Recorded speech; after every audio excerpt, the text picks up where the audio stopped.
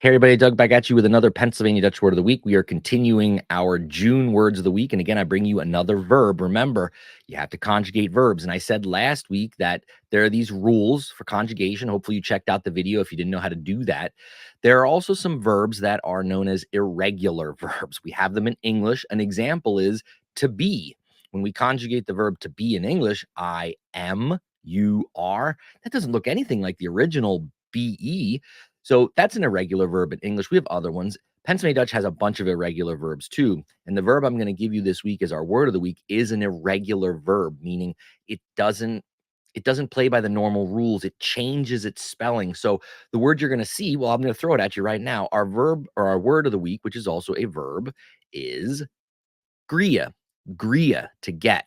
Now remember about pronunciation here in Pennsylvania Dutch. That second G, when you have a G that falls between two vowels in Pennsylvania Dutch, it takes a Y sound. So we don't say griege, we say griege.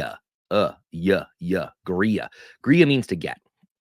And it is an irregular verb. When this guy conjugates, it really changes its spelling.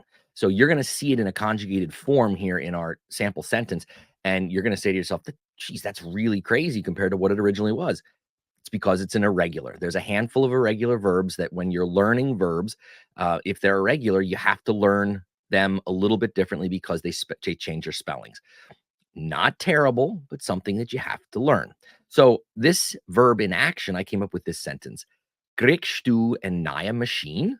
Kriegst du een nieuwe machine? Are you getting a new car? So as you see there, griege changes to kriegst. That really changes a lot. Where's that CK coming from in the I? What the heck? It's just how this verb works. It's a little tricky, but it's not impossible to learn. It's one that you got to study.